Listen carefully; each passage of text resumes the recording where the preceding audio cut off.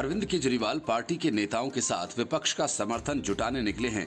वे चाहते हैं पूरा विपक्ष उनके साथ आ जाए और दिल्ली पर लाए गए अध्यादेश को राज्यसभा में कानून बनने से रोक दें, ताकि उन्हें दिल्ली के नौकरशाहों की कमान मिल जाए। असल में इन सब के पीछे केजरीवाल का इरादा घोटालों की फाइल्स को इधर उधर करने का माना जा रहा है और अब इसका प्रमाण भी मिलने लगा है। सतर्कता विभाग के विशेष सचिव की शिकायत पर जांच कर रही पुलिस के हाथ सीसीटीवी फुटेज लगे हैं, जिनसे साफ है कि राजशेखर के कमरे में देर रात छेड़छाड़ की गई। इस खुलासे के बाद सौरभ भारद्वाज और अरविंद केजरीवाल की मुसीबतें बढ़ गई हैं। सुप्रीम कोर्ट के फैसले के बाद सौरभ भारद्वाज ने तत्काल सतर्कता विभाग के विशेष सचिव राजशेखर से कामकाज वापस ले लिया था। केजरीवाल के बंगले के घोटाले से लेकर शराब घोटाला तक की जांच यही राजशेखर कर रहे थे। राजशेखर को हटाए जाने के बाद उनके कमरे से फाइल्स को इधर उधर किया गया। ये आरोप राजशेखर ने लगाए थे। अब अध्यादेश के बाद राजशेखर फिर से बहाल कर दिए गए तो दिल्ली पुलिस ने उनकी शिकायत पर जांच शुरू कर दी है। सूत्रों का कहना है कि राजशेखर के आरोप बिल्कुल सही पाए गए। सचिवालय में देर रात उनके कमरे से फाइल्स निकली। पुलिस को ये सबूत सीसीटीवी फुटेज से मिले हैं। सीसीटीवी में देखा गया राजशेखर के कक्ष में घुसकर कुछ लोग रात में करीब 2 बजे फाइल्स के बंडल को इधर से उधर करते दिखाई दिए। सामने आए वीडियो में 3 व्यक्ति सतर्कता विभाग के अधिकारी राजशेखर के केबिन कमरा नंबर 403 से निकलते दिखे। ये लोग रात 2 बजे से लेकर 2:36 तक के बीच उस केबिन में घुसे रहे और कुछ फाइल्स लेकर निकले। हालांकि अब तक ये स्पष्ट नहीं हो पाया है कि ये लोग फाइल्स कहां लेकर गए। केंद्रीय मंत्री हरदीप सिंह पुरी ने कहा कि इस तरह से किसी अधिकारी के दफ्तर में रात को जाना अपराध है। भाजपा प्रवक्ता आशीष सूद ने कहा कि दिल्ली के सीएम को अब तक तो इस्तीफा दे देना चाहिए था। वे तो कहते थे कि आरोप लगते ही इस्तीफा होना चाहिए। कट्टर ईमानदार का सच सामने आ गया। हालांकि इस संबंध में अभी तक किसी तरह की एफआईआर दर्ज करने की बात भी सामने नहीं आई है। सतर्कता विभाग के विशेष सचिव YVVJ राजशेखर ने 16 मई 2023 को केंद्रीय गृह मंत्रालय दिल्ली के भ्रष्टाचार निरोध शाखा और उपराज्यपाल कार्यालय को एक पत्र लिखा था। इस पत्र में उन्होंने आरोप लगाया था कि आम आदमी पार्टी के मंत्री सौरभ भारद्वाज के इशारे पर उनके कार्यालय में रात में तोड़फोड़ की गई। आबकारी नीति जांच एवं सीएम आवास के नवीनीकरण जैसे संवेदनशील फाइल्स की फोटोकॉपी की गई। अरविंद केजरीवाल के मंत्री सौरभ भारद्वाज ने पिछले सप्ताह राजशेखर को हटा दिया था। इसके बाद 15-16 मई की रात 3 बजे के करीब दिल्ली सचिवालय में विशेष सचिव के कमरा नंबर 403 को तोड़ दिया गया था। पत्र में ये भी आशंका व्यक्त की गई है कि उनके कार्यालय की जासूसी हो सकती है। अपने पत्र में राजशेखर ने कहा कि दिल्ली सरकार के मंत्री सौरभ भारद्वाज ने सहायक निदेशकों को भ्रष्टाचार के मामलों से संबंधित फाइल्स को सतर्कता अधिकारी को जमा नहीं करने का निर्देश दिया था। ये पत्र उनकी पुरानी रिपोर्ट का अगला हिस्सा है। पत्र में कहा गया है कि माननीय मंत्री के ये निर्देश जब दिनांक 15/5/2023 के पूर्वाह्न 11:30 बजे प्राप्त हुए, उस समय अधो हस्ताक्षरी के गोपनीय खंड में लगभग 76 फाइल्स थीं। इन फाइल्स को माननीय मंत्री के निर्देशानुसार जांच के बिना केवल रिकॉर्ड करने के लिए सचिव को भेज दिया गया था। ये ऐसा इसलिए किया गया क्योंकि माननीय मंत्री ने अधो हस्ताक्षरी को फाइल्स की जांच नहीं करने के निर्देश दिए। राजशेखर का कहना है कि नियमों के तहत किसी भी परिस्थिति में मंत्री को फाइल्स स्थानांतरित करने का मानदंड नहीं है। इसका अनिवार्य रूप से मतलब है कि मंत्री को सतर्कता अधिकारी की जांच से दूरी बनाए रखनी चाहिए ताकि निष्पक्षता सुनिश्चित हो सके। राजशेखर को हटाने के बाद दिल्ली सरकार ने कहा था कि राजशेखर के खिलाफ कई शिकायतें मिली हैं। वह प्रोटेक्शन मनी की मांग करते हैं। आधिकारिक तौर पर 13 मई को उनसे काम छीन लिया गया।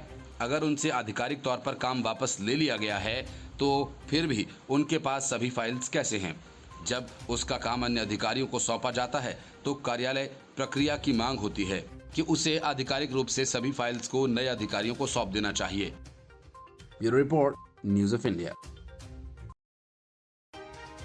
बीवी के सपनों को पूरा करने के लिए बंगले पर 52 करोड़ 71 लाख फूंकने वाले अरविंद केजरीवाल की पोल खुल जाने के बाद से बेचैनी में इधर उधर का खेल वे करने लगे हैं। ईमानदार राजनीति का दावा करने वाले अरविंद केजरीवाल अपने घोटालों पर पर्दा डालने के लिए अब उन लोगों के साथ खुलकर खड़े हो गए हैं जिन्हें ये बेईमान और भ्रष्ट बताया करते थे। इसलिए अरविंद केजरीवाल कांग्रेस का समर्थन पाने के लिए उसी की भाषा में बात कर रहे हैं। जिस भाषा और तर्क के सहारे कांग्रेस नए संसद भवन के उद्घाटन समारोह को राजनीतिक मुद्दा बनाने की कोशिश कर रही है और समारोह के बहिष्कार का ऐलान कर चुकी है। कांग्रेसी तर्क के बीच केजरीवाल ने छूत अछूत का तर्क गढ़ा तो मायावती ने केजरीवाल को ऐसा करारा जवाब दिया कि उनकी बोलती ही बंद हो गई। बहुजन समाज पार्टी खुलकर केंद्र सरकार के फैसले के पक्ष में आ गई और विपक्ष के बहिष्कार को बकवास करार दिया। इस मुद्दे पर मायावती का केंद्र सरकार के पक्ष में बोलना काफी अहमियत रखता है। मायावती भी उसी दलित समाज का प्रतिनिधित्व करती हैं जिनके नाम का सहारा लेकर विपक्षी मोदी सरकार पर हमलावर हैं।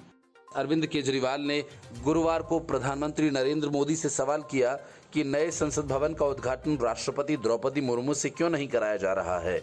मायावती ने तकरीबन हर वह बात कही जिसे लेकर केजरीवाल और दूसरे विपक्षी नेता इस मामले को तूल देने में जुटे हुए हैं। नरेंद्र मोदी 28 मई को संसद भवन के नए भवन का उद्घाटन करेंगे और इसे लेकर ज्यादातर विपक्षी दल सवाल उठा रहे हैं। उनका मानना है कि उद्घाटन राष्ट्रपति द्रौपदी मुर्मू को करना चाहिए। सवाल उठाने वालों की लिस्ट में दिल्ली के मुख्यमंत्री अरविंद केजरीवाल का नाम भी शामिल है।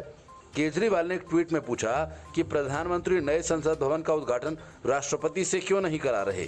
कांग्रेस, वामपंथी दलों, तृणमूल कांग्रेस, समाजवादी पार्टी सहित 19 विपक्षी दलों ने नए संसद भवन के उद्घाटन समारोह का बहिष्कार करने का फैसला किया। इन दलों की मांग है कि नए संसद भवन का उद्घाटन प्रधानमंत्री की जगह राष्ट्रपति से कराया जाना चाहिए, लेकिन ये दल पलटकर कांग्रेस से ये सवाल नहीं पूछते कि छत्तीसगढ़ विधानसभा भवन का उद्घाटन सोनिया गांधी ने किस हैसियत से किया था। हालांकि मायावती की राय इससे अलग है। उत्तर प्रदेश की पूर्व मुख्यमंत्री ने कहा कि विपक्षी दलों की ओर से नए संसद भवन के उद्घाटन समारोह का बहिष्कार करना अनुचित है। प्रधानमंत्री नरेंद्र मोदी की ओर से 28 मई को नए संसद भवन का उद्घाटन करने को लेकर उन्होंने अपनी शुभकामनाएं भी दी। वैसे मायावती ने यह भी कहा कि पूर्व निर्धारित व्यवस्था के कारण वह उद्घाटन समारोह में शामिल नहीं हो सकेंगी। उन्होंने ट्वीट करते हुए कहा कि केंद्र में पहले चाहे कांग्रेस पार्टी की सरकार रही हो या अब वर्तमान में भाजपा की, बसपा ने देश और जनहित के निहित मुद्दों पर हमेशा दलगत राजनीति से ऊपर उठकर उसका समर्थन किया है। Bureau report, news of India. आखिर अरविंद केजरीवाल के बंगले का हर राज फाश हो गया और ये सामने आ गया कि अरविंद केजरीवाल के बंगले पर 45 करोड़ नहीं बल्कि 52 करोड़ 71 लाख रुपए फूंक दिए गए। संजय सिंह से लेकर आतिशी मारलेना और राघव चड्ढा तक सिर्फ झूठे बयान दे रहे हैं कि छत टपकती थी, छत गिर गई, रिनोवेशन कराया, 30 करोड़ खर्च हुए। एलजी के आदेश पर सतर्कता विभाग ने जो तथ्यात्मक रिपोर्ट पेश की है उसके मुताबिक सच तो ये है कि पहले बाकायदा नया बंगला बनवाया गया, फिर पुराने को तोड़ा गया। पीडब्ल्यूडी विभाग का बजट अनुमान तो महज 15 से 20 करोड़ का ही था, मगर सूत्रों का कहना है कि मैडम सीएम यानी अरविंद केजरीवाल की पत्नी सुनीता केजरीवाल की ख्वाहिशें बढ़ती रहीं। कीमती और विदेशी सामान लाए जाने लगे और पूरा खर्च 52 करोड़ 71 लाख का हो गया। सूत्रों का कहना है कि केजरीवाल की पत्नी सुनीता केजरीवाल के हर आदेश का पालन होता था। भला किसकी मजाल कि इनमें खिड़की दरवाजों में बदलाव, इंटीरियर, किचन, लॉन्ड्री, पेंट्री में बदलाव, फ्लोरिंग आइटम में बदलाव, आर्किटेक्चर की ड्राइंग में स्ट्रक्चरल बदलाव, इंटीरियर में कुछ और बदलाव शामिल है। सुनीता केजरीवाल की हर कदम की जानकारी सीएम केजरीवाल को थी। मैडम जो भी महंगा से महंगा आइटम या कोई भी चीज पसंद करती थी उसमें केजरीवाल की हाँ होती थी। मतलब माल सरकारी और मौज केजरीवाल एंड फैमिली की। लोक निर्माण विभाग के रिकॉर्ड के हवाले से सतर्कता अधिकारियों ने अपनी रिपोर्ट में कहा कि 52 करोड़ 71 लाख रुपए में घर के निर्माण पर 33 करोड़ 49 लाख रुपए और मुख्यमंत्री के लिए कैंप कार्यालय पर 19 करोड़ 22 लाख रुपए खर्च किए गए। दिल्ली सरकार के विशेष सचिव सतर्कता YVVJ राजशेखर की इस रिपोर्ट पर हस्ताक्षर हैं। इसे 12 मई को राज्यपाल को सौंपा गया था। इसके एक दिन पहले ही उच्चतम न्यायालय ने दिल्ली में सेवाओं पर नियंत्रण के मामले में फैसला आम आदमी पार्टी की सरकार के हक में कर दिया था। ताजा रिपोर्ट के मुताबिक पीडब्ल्यूडी ने शुरू में अनुमान लगाया था कि निर्माण पर 15 से 20 करोड़ रुपए खर्च होंगे। 8 करोड़ 61 लाख रुपए का पहला टेंडर 20 अक्टूबर 2020 को दिया गया था। इसमें नए भवन के निर्माण का जिक्र नहीं था। इसमें यह भी बताया गया कि वित्त विभाग के 2020 के एक आदेश के खिलाफ कोविड-19 महामारी के दौरान निर्माण कार्य किया गया था, जबकि आदेश में केवल आपातकालीन प्रकृति के व्यय की इजाजत थी। दिल्ली सरकार सतर्कता विभाग की रिपोर्ट में कहा गया कि तत्कालीन पीडब्ल्यूडी मंत्री ने मार्च 2020 में अतिरिक्त आवास व्यवस्था का प्रस्ताव दिया था, जिसमें एक ड्राइंग रूम, 2 बैठक कक्ष और 24 लोगों की क्षमता वाला एक भोजन कक्ष शामिल है। साथ में मौजूदा ढांचे में बदलाव कर ऊपर एक मंजिल डालने का भी प्रस्ताव था। विभागीय रिपोर्ट के मुताबिक पीडब्ल्यूडी ने 6 फ्लैग स्टाफ रोड पर स्थित मौजूदा ढांचे के आधार पर गिराने का प्रस्ताव दिया था। पीडब्ल्यूडी ने बताया था कि सीएम आवास 1942-43 में बना पुराना ढांचा था और इसकी मियाद 1997 में पूरी हो चुकी है। पीडब्ल्यूडी ने सिफारिश की थी कि परिसर के भीतर अतिरिक्त निर्माण किया जा सकता है और मौजूदा बंगले को बैरिकेडिंग से अलग किया जा सकता है। रिपोर्ट में कहा गया कि एक बार निर्माण पूरा हो जाने के बाद मुख्यमंत्री और उनका परिवार नए बंगले में स्थानांतरित हो सकता है और मौजूदा बंगले को गिराया जा सकता है। अब आम आदमी पार्टी का कहना है कि यह दुर्भाग्यपूर्ण है कि पिछले 9 वर्षों में केजरीवाल की छवि खराब करने के अपने सभी प्रयासों में विफल रहने के बाद बीजेपी मुख्यमंत्री आवास को निशाना बना रही है। बयान में कहा गया कि रिपोर्ट में ऐसा कुछ भी नहीं है जिससे ये कहा जा सके कि कोई अपराध किया गया। ये पहली बार है कि दिल्ली में मुख्यमंत्री के लिए एक आधिकारिक रिहायशी परिसर बनाया गया जिसमें मुख्यमंत्री आवास, एक कार्यालय सचिवालय, एक सभागार और स्टाफ क्वार्टर शामिल है। Report news of India. Delhi और दिल्ली वालों के नाम पर शराब घोटाला हो गया, नेताओं और जजेस की जासूसी हो गई, क्लासरूम घोटाला हो गया, बस खरीद घोटाला हो गया और तो और केजरीवाल के बंगले का खेल हो गया। आम आदमी पार्टी के शासन में ये सारे घोटाले दिल्ली वालों के नाम पर किए गए। अगर अपनी महत्वाकांक्षाओं को पूरा करने के लिए अरविंद केजरीवाल अपने विशेषाधिकार की मांग कर रहे हैं तो वह भी दिल्ली की आड़ में। इसके पहले कि केजरीवाल दल बल के साथ कांग्रेस के सामने समर्थन का कटोरा फैलाएं, अजय माकन ने उन पर तीखा हमला कर दिया। अजय माकन ने ट्वीट कर अरविंद केजरीवाल पर निशाना साधा। उन्होंने कहा कि दिल्ली के सीएम विशेषाधिकार की मांग कर खुद की महत्वाकांक्षा को पूरा करने के लिए विशेष हैसियत हासिल करना चाहते हैं। अरविंद केजरीवाल दिल्ली के लिए उन अधिकारों की मांग की जिद पर अड़े हैं जिसे देश की आजादी के बाद से अभी तक किसी सरकार ने स्वीकार नहीं किया। फिलहाल मेरे लिए खुशी की बात यह है कि आम आदमी पार्टी के नेता अब उन बातों को स्वीकार करने लगे हैं जिसे उनके सामने पहले ही उठा चुका हूं। उन्होंने कहा कि मैंने कभी दावा नहीं किया कि शीला दीक्षित जी ने पूर्ण राज्य का दर्जा या विस्तार अधिकार नहीं मांगा। सीएम अरविंद केजरीवाल उस विशेषाधिकार की हैसियत को हासिल करना चाहते हैं जिसे पाने का प्रयास पूर्व सीएम शीला दीक्षित, मदन लाल खुराना, साहिब सिंह वर्मा और सुषमा स्वराज ने भी किया था। तत्कालीन प्रधानमंत्रियों ने इन सभी के समय पर दिल्ली को पूर्ण राज्य का दर्जा देने से साफ इनकार कर दिया था। ऐसे में केजरीवाल मेरे उस सवाल का जवाब दें जो मैं उनसे पूछ रहा हूं। पहला ये कि क्या केजरीवाल की मांग समर्थन कर वर्तमान केंद्र सरकार पूर्व के कई सम्मानित नेताओं के फैसलों और उनके ज्ञान के खिलाफ नहीं चले जाएंगे? अगर केंद्र का अध्यादेश पास नहीं होता तो अरविंद केजरीवाल एक विशेष हैसियत वाले शख्स के रूप में उभर कर सामने आएंगे। ऐसे में पूर्व के उन मुख्यमंत्रियों का क्या होगा जो पहले से ही दिल्ली के विशेष अधिकार की मांग कर चुके हैं?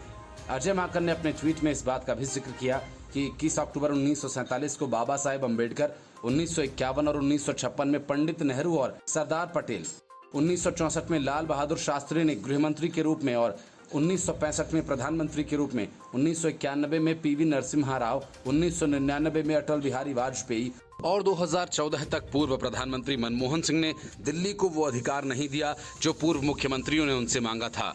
वर्तमान में सीएम अरविंद केजरीवाल भी प्रधानमंत्री नरेंद्र मोदी से मांग रहे हैं जो पहले के पीएम देने से इनकार कर चुके हैं और दिल्ली को अधिक शक्ति नहीं मिलने के बावजूद पूर्व के सभी मुख्यमंत्रियों ने सेवा करने के अपने इरादे के कारण दिल्ली के विकास में सराहनीय काम किया। दुर्भाग्य से केजरीवाल में वो गुण नहीं है जो पहले सीएम में था। दिल्ली को और अधिकार मिले इसकी मांग की जिद के पीछे अरविंद केजरीवाल का एकमात्र लक्ष्य अपनी महत्वाकांक्षाओं को आगे बढ़ाना और खुद को सियासी तौर पर मजबूत करना है। उन्हें इस बात को समझने की जरूरत है कि दिल्ली को पूरे अधिकार नहीं दिए जाने के पीछे कोई ना कोई कारण होगा। कारण ये कि राष्ट्रीय राजधानी दिल्ली का प्रतिनिधित्व करती है। दिल्ली बतौर राजधानी पूरे देश की है, इसलिए सहकारी संघवाद का सिद्धांत यहाँ लागू नहीं होता। भारतीय संविधान दिल्ली को केवल दिल्ली के रूप में नहीं बल्कि राष्ट्रीय राजधानी क्षेत्र दिल्ली के रूप में संदर्भित करता है। अजय माकन का कहना है कि यदि आपके अनुयायी राष्ट्रीय राजधानी क्षेत्र के सार को समझते हैं तो उन्हें सम्मानपूर्वक अपनी मांगों को वापस ले लेना चाहिए। सीएम अरविंद केजरीवाल अपनी अक्षमता को छिपाने और भ्रष्टाचार को छिपाने के लिए और अधिक अधिकार मांगने के बजाय देश की राजधानी को सुधारने पर ध्यान केंद्रित करें, जिसके लिए उन्हें दिल्ली की जनता ने जनादेश दिया है। Report news of India. Congress सहित कई विपक्षी पार्टियों को पहले इस बात की तकलीफ थी कि नए संसद भवन का उद्घाटन पीएम मोदी करने जा रहे हैं, इसलिए उन्होंने बहिष्कार का ऐलान कर दिया। लेकिन अब कांग्रेस का असली मकसद सामने आया है। कांग्रेस चाहती है कि पीएम मोदी राजदंड यानी पवित्र सेंगोल धारण न करें, क्योंकि पवित्र शैव मठ के द्वारा बनाया गया राजदंड उसकी सेक्युलर सियासत के हिसाब से फिट नहीं है। इसलिए कांग्रेस सेंगोल और थिरुवदुथुराई अधिनियम के इतिहास को झूठा साबित करने पर तुल गई। अमित शाह ने ट्वीट कर कहा कि कांग्रेस भारतीय परंपराओं और संस्कृति से इतनी नफरत क्यों करती है। भारत की स्वतंत्रता के प्रतीक के रूप में तमिलनाडु के एक पवित्र शैव मठ की तरफ से पंडित नेहरू को एक पवित्र सेंगोल दिया गया था, लेकिन इसे वॉकिंग स्टिक के रूप में एक संग्रहालय में भेज दिया गया। जयराम रमेश ने ट्वीट में कहा है कि इसमें कोई आश्चर्य नहीं है कि नई संसद को व्हाट्सएप यूनिवर्सिटी से मिले ज्ञान से दूषित किया जा रहा है। बीजेपी आरएसएस बिना सबूत के तथ्यों को तोड़ मरोड़ कर पेश कर रही है और उन्होंने कहा कि सेंगोल के बारे में ज्यादा जानकारी नहीं होने के कारण बीजेपी का एक बार फिर से पर्दाफाश हो गया। ये सच है कि राजदंड यानी सेंगोल, जिसको तत्कालीन मद्रास प्रांत के एक सनातन समूह ने बनाया था और मद्रास में ही तैयार करने के बाद अगस्त 1947 में जवाहरलाल नेहरू को सौंप दिया गया था, लेकिन इस बात का भी कोई भी दस्तावेजी सबूत नहीं है। माउंटबेटन, राजाजी और नेहरू ने इस राजदंड को भारत में ब्रिटिश सत्ता के हस्तांतरण का प्रतीक बताया हो। इससे पता चलता है कि इनके सभी दावे पूरी तरह से झूठे और बोगस हैं। हो सकता है कि उनको ये ज्ञान व्हाट्सएप यूनिवर्सिटी से मिला हो। राजदंड को बाद में इलाहाबाद संग्रहालय में रखा गया। 14 दिसंबर 1947 को नेहरू ने वहां जो कुछ कहा वह सार्वजनिक रिकॉर्ड में है, भले ही उस पर लगा हुआ लेबल कुछ भी कहे। बीजेपी और उनके प्रचार करने वाले राजदंड का इस्तेमाल अब तमिलनाडु में अपने राजनीतिक फायदे के लिए कर रहे हैं। इन लोगों के पास अपने हितों के लिए तथ्यों को उलझाने की विशेषज्ञता। विदेश मंत्री एस जयशंकर ने कहा कि मुझे लगता है कि संसद भवन का उद्घाटन लोकतंत्र का एक उत्सव है और हमें उसी तरह से इसे लेना चाहिए। ये विषय विवाद का नहीं बनना चाहिए। अगर ये विवाद का विषय बनता है तो दुर्भाग्य है। कुछ लोगों की ये कोशिश चल रही है, लेकिन हमें इस उत्सव को मिलकर मनाना चाहिए। इसके अलावा इस मुद्दे पर त्रिपुरा के मुख्यमंत्री माणिक साहा ने कहा, मैं नया संसद भवन देखने के लिए उत्साहित हूँ। अभी तक नए संसद भवन को सिर्फ तस्वीरों में ही देखा गया। सबको आना चाहिए। उन्होंने बिना वजह का विवाद पैदा किया हुआ है। जनता उनकी इस बात को स्वीकार नहीं करेगी। Report, news of India. PM Modi को नए संसद भवन का उद्घाटन करने से रोकने के लिए दाखिल की गई याचिका को सुप्रीम कोर्ट ने खारिज कर दिया। सुप्रीम कोर्ट ने इस पीआईएल पर सुनवाई से इनकार करते हुए याचिकाकर्ता को फटकार लगाई। सुप्रीम कोर्ट की 2 जजेस की बेंच ने पीआईएल दाखिल करने वाले वकील से कहा कि हम जानते हैं ये याचिका क्यों दाखिल हुई है। ऐसी याचिकाओं को देखना सुप्रीम कोर्ट का काम नहीं। इतना ही नहीं, याचिकाकर्ताओं को फटकार लगाते हुए सुप्रीम कोर्ट ने कहा कि शुक्र मनाओ, तुम पर कोर्ट जुर्माना नहीं लगा रहा। जस्टिस जेके माहेश्वरी और जस्टिस पीएस नरसिम्हा की सुप्रीम कोर्ट की अवकाश पीठ ने कहा कि याचिका दायर करने वाले अधिवक्ता सीआर जया सुकिन के पास इस तरह की याचिका दायर करने का कोई अधिकार नहीं। पीठ ने कहा कि उन्हें आभारी होना चाहिए कि अदालत उन पर जुर्माना नहीं लगा रही है। बेंच ने याचिकाकर्ता से पूछा कि आपका उद्देश्य क्या है। हम जानते हैं कि आपने ये याचिका क्यों दायर की है। हम अनुच्छेद 32 के तहत हस्तक्षेप करने के इच्छुक नहीं हैं। इस पर याचिकाकर्ता ने अपनी याचिका वापस लेने की कोर्ट से अनुमति मांगी, लेकिन कोर्ट ने उसे इसकी अनुमति नहीं दी। अदालत में केंद्र सरकार की ओर से पेश सॉलिसिटर जनरल तुषार मेहता ने कहा, याचिका वापस लेने की अनुमति देने से उन्हें उच्च न्यायालय जाने की स्वतंत्रता मिलेगी। ये न्यायसंगत नहीं है। अदालत को इस पर ध्यान देना चाहिए। कोर्ट ने कहा कि काफी समय तक बहस करने के बाद याचिकाकर्ता इसे वापस लेने की मांग कर रहा है, लेकिन हम याचिका को खारिज करते हैं। अधिवक्ता सीआर जया सुकिन द्वारा दायर याचिका में कहा गया कि 18 मई 2023 को लोकसभा सचिवालय द्वारा जारी बयान और लोकसभा के महासचिव द्वारा नए संसद भवन के उद्घाटन के लिए जारी किया गया निमंत्रण भारतीय संविधान का उल्लंघन है। याचिका में संविधान के अनुच्छेद 79 का हवाला देते हुए कहा गया कि राष्ट्रपति संसद के अभिन्न अंग हैं, इसलिए उन्हें उद्घाटन से दूर नहीं रखा जाना चाहिए। याचिका में कहा गया कि राष्ट्रपति भारत के पहले नागरिक हैं और संसद की संस्था के प्रमुख, इसलिए देश के बारे में सभी महत्वपूर्ण निर्णय भारतीय राष्ट्रपति के नाम पर लिए जाते हैं। संसद में राष्ट्रपति और दोनों सदन राज्यसभा और लोकसभा शामिल हैं। राष्ट्रपति के पास संसद को बुलाने और सत्रावसान करने या लोकसभा को भंग करने का अधिकार है। प्रधानमंत्री नरेंद्र मोदी 28 मई 2023 को नए संसद भवन का उद्घाटन करेंगे। इस समारोह का कांग्रेस सहित 21 विपक्षी दलों ने बहिष्कार किया। उनका कहना है कि प्रधानमंत्री द्वारा संसद भवन का उद्घाटन करना राष्ट्रपति का अपमान है। Bureau report, news of India. Arvind Kejriwal Mallikarjun खड़गे और राहुल गांधी से मुलाकात करने के लिए बेकरार हैं। इसके लिए उन्होंने ट्वीट कर मिलने के लिए समय मांगा। आम आदमी पार्टी के नेता अरविंद केजरीवाल ने कहा कि वह केंद्र सरकार की ओर से लाए गए अध्यादेश और राजनीतिक हालात पर चर्चा करना चाहते हैं। कांग्रेस पार्टी की ओर से इस पर अभी कोई आधिकारिक प्रतिक्रिया नहीं दी गई है। राजनीतिक जानकारों की नजरें कांग्रेस के रुख पर हैं, क्योंकि पार्टी के कई नेता केजरीवाल से संभावित मेल मिलाप का खुलकर विरोध कर रहे हैं।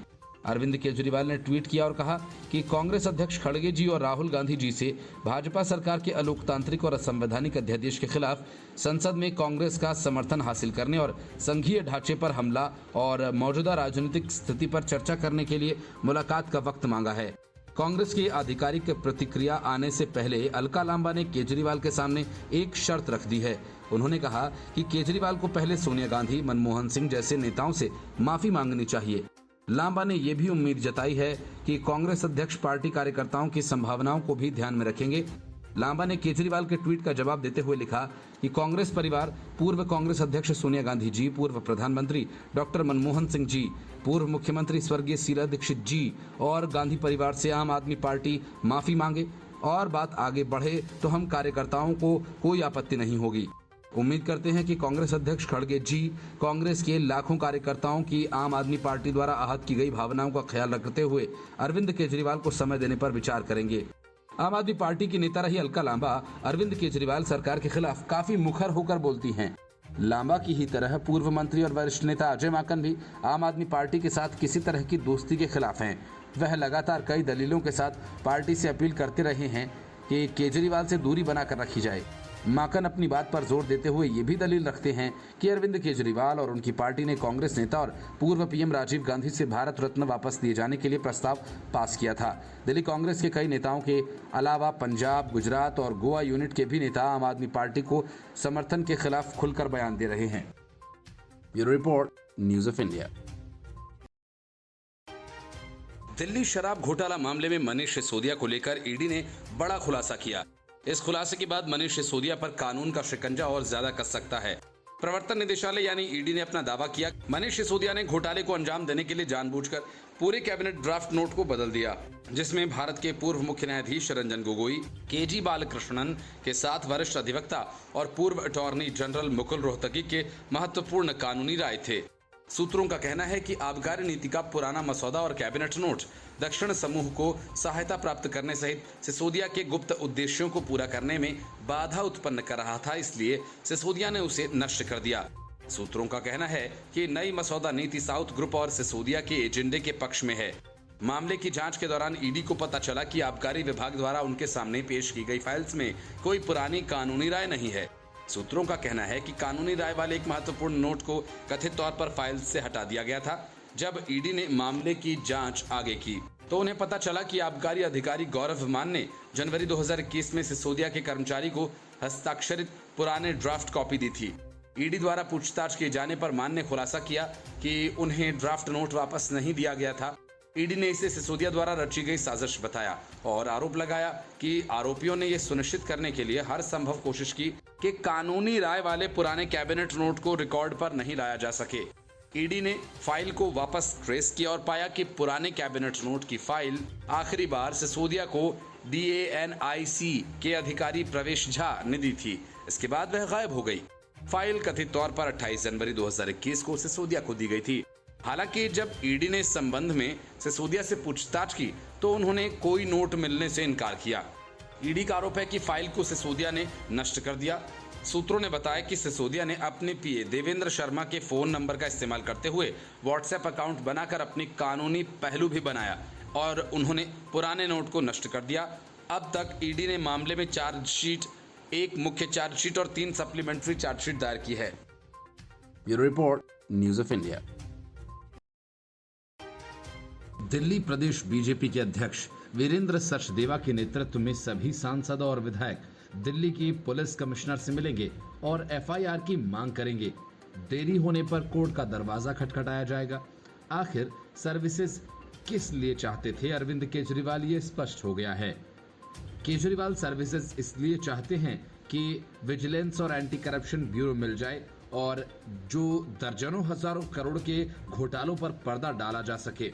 दिल्ली के सांसद मनोज तिवारी ने कहा कि आज दिल्ली की सरकार में आम आदमी पार्टी का होना कितना खतरनाक हो गया है, इसकी गवाही ये वीडियो देता है। उन्होंने कहा कि रात के 2 बजे एक अधिकारी जो मंत्री मुख्यमंत्री पर लगे आरोपों की जांच कर रहा है, उस व्यक्ति के कमरे को खोलकर उसकी फाइल्स निकाली जाती हैं और दूसरे कमरे में रखी जाती हैं। चोरी भी अजीब है। ऐसा भी नहीं कि वीडियो में छोड़ा गया चोर उठकर चला गया कि बाद में मुख्यमंत्री आकर कहें कि चोर लेकर चले गए। ये चोर भी कमाल थे। एक कमरे से निकलते हैं और दूसरे कमरे में रखते हैं। एक कमरा जो लगता है कि जो अधिकारी बैठा है वह हमसे तालमेल नहीं करेगा, दूसरे कमरे में जाता है और ये सब होता है 16 मई को। सांसद ने कहा कि 11 मई को फैसला आता है कि दिल्ली के मुख्यमंत्री ट्रांसफर और पोस्टिंग कर सकते हैं। इसमें यह भी कहा जाता है कि कहीं यदि लगता है कि कंफ्यूजन है तो केंद्र सरकार कानून बनाकर क्लियर कर सकती है। आपको पता था कि केंद्र स्पष्ट करने के लिए कानून बनाएगी, इसलिए 11 को फैसला आता है और एक दिन बाद जांच कर रहे अधिकारी पर झूठी शिकायत होती है, जिसके नाम से शिकायत दी गई। उन्होंने चैनल्स पर आकर कहा कि हमने तो ऐसी कोई शिकायत नहीं दी है। उसी शिकायत के आधार पर पद से हटाया जाता है और रात 2 बजे चोरी करके फाइल्स हटा दी जाती हैं। मुझे डर है कि कहीं उन फाइल्स को नष्ट न कर दिया गया हो। अरविंद केजरीवाल के आधिकारिक आवास पर करोड़ों रुपए खर्च का मुद्दा अब एक नए मकाम पर पहुंच गया है। फैक्ट रिपोर्ट एलजी के पास पहुंच गई है। अब इसमें हुए गोलमाल की जांच की जाएगी। अब बीजेपी ने सीसीटीवी फुटेज जारी करते हुए आरोप लगाया कि विजिलेंस अधिकारी YVVJ राजशेखर से काम छीनने के बाद उनके केबिन से फाइल्स की चोरी की गई है। दिल्ली भाजपा ने आरोप लगाया कि दिल्ली सचिवालय से 3 लोगों ने फाइल चोरी की।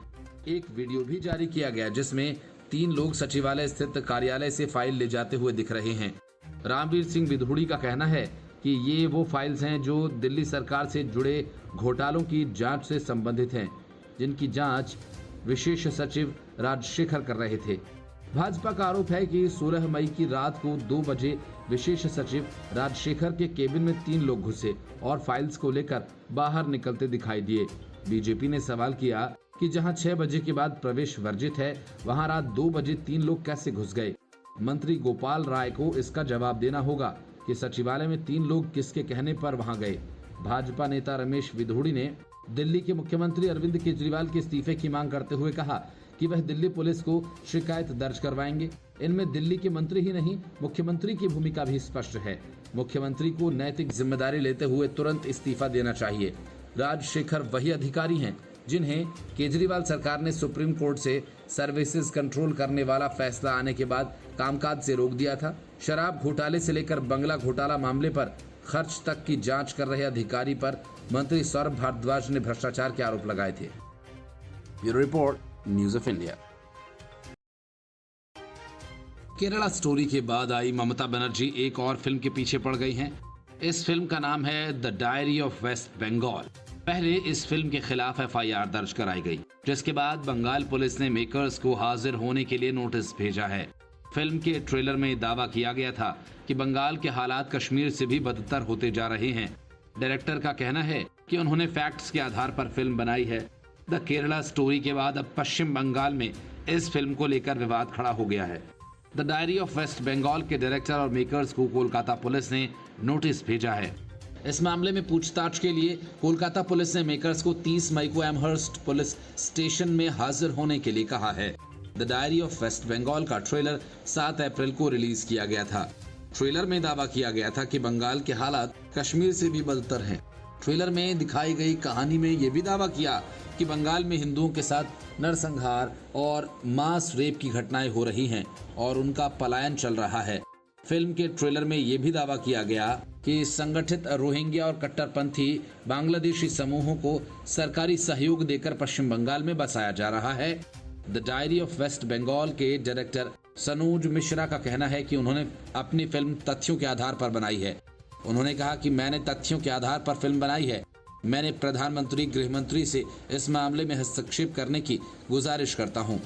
पश्चिम बंगाल में हिंदुओं का नरसंहार, बलात्कार और पलायन हो रहा है। इतनी फाइल्स और एप्लीकेशंस लगाई जा रही हैं जो किसी को पता भी नहीं है।